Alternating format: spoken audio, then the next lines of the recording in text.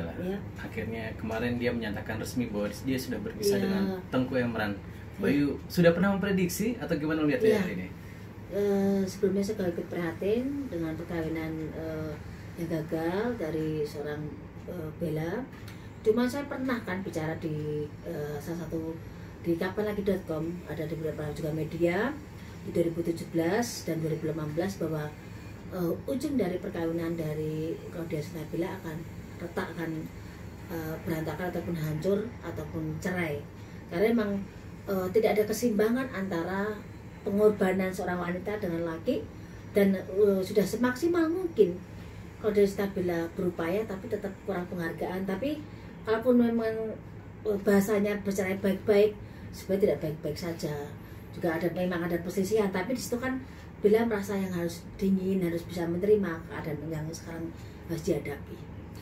Berarti boleh dibilang Mbak Yu tadi bilang bahwa ada ketidakseimbangan gitu ya. Apakah Mbak Yu melihat bahwa Bella berusaha lebih keras atau Emrannya juga berusaha lebih keras untuk mempertahankan pernikahan ini? Yang jelas Bella mungkin sudah kelelahan dengan adanya kegagalan dalam perkawinan itu, karena di mana Bella sudah berusaha untuk merangkul anaknya, untuk berusaha yang merangkul enggunya, dan rezeki kan yang bawa itu kan perempuannya. Di saat ada problem, enggu memang basicnya juga playboy juga, jadi ada beberapa wanita juga yang berusaha mendekati, dan ada beberapa pihak yang ikut campur dalam hubungan seorang Bella, jadi merasa runyam rumah tangga, jadi yang tidak nyaman buat Bellanya, dan pengorbanan seorang wanita kurang dihargai, di mana Bella sudah begitu banyak pengorbanan tapi hanya dipandang sebelah mata. Mbak Yu kan pasti sudah nonton video statement dari Bella ya. Apa yang Mbak Yu tangkap dari video itu? Kesedihankah atau justru Bella merasa bahagia karena sudah bebas dari kungkungan ini? Ya kalau namanya jelas sedih, pasti jelas. Apa yang dia rencanakan dengan harapan yang sudah tinggi gagal, tapi satu sisinya lagi Bella udah yang berusaha legowo, ikhlas, karena emang ini yang terbaik. Mungkin Bella mungkin tipe yang perasa, tapi dia tipe orang yang tegar. Jadi saat yang memang harus cerai dan dia jauh dengan kondisi yang memang diimpikan, dia harus bisa senyum, harus bisa berdiri, karena dia udah berusaha berjuang bagaimana untuk bertemu, menyatu dengan keluarga Emran ataupun dengan anak tirinya, tapi memang ada gesekan-gesekan yang memang sudah dan sulit untuk diperbaiki, ya seperti itu. Buat Bella sendiri kedepannya akan jadi seperti apa Mbak Yu? Karena ini pernikahan pertamanya dengan duda juga dan gagal. Ini gimana Mbak Yu akan melihat? Jelas mungkin dia perlu menata diri. Kan Bella kan nggak mau tergesa-gesa lagi, perlu menata diri dan perlu mengolah, atau dia koreksi semuanya. Dia nggak mau gegabah, dan ini hal yang diputuskan, perceraian ini udah dipikirkan masak-masak, udah diperjuangkan, diperbaiki, tapi ujungnya memang berpisah lagi. Kok saya sebagai seorang wanita sangat bilang bukan salah Bella juga. Bella sudah berusaha sebagai wanita, sudah berupaya semaksimal mungkin, tapi jodohnya hanya sampai di sini.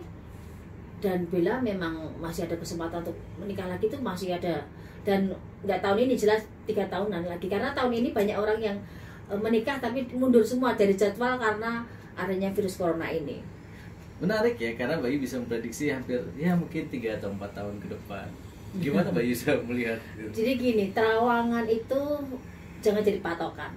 Cuma kadang-kadang apa yang saya lihat tidak semua saya bicarakan secara gamblang, tapi saya hanya melihat dari sisi apa yang bisa saya bicarakan dengan garis besarnya saja. Dan ada yang bisa datang firasat itu di 1 minggu 1 hari sebelum kejadian, ada juga beberapa tahun setelah sebelum kejadian. Kalau yang seperti kasus kejadian musibah pesawat lain itu, saya dari 2017 buat itu videonya itu ada di YouTube juga ada. Buat kejadian kan setahun kemudian. Jadi terawangan bukan berarti harus nyata ataupun terjadi, tapi hanya gambaran sebagai seorang manusia. Saya menggambarkan apa yang di benak saya dan saya bicarakan. Itu pun saya masih memilih bahasa yang tepat, biar nggak terlalu yang vulgar ataupun yang terlalu kasar.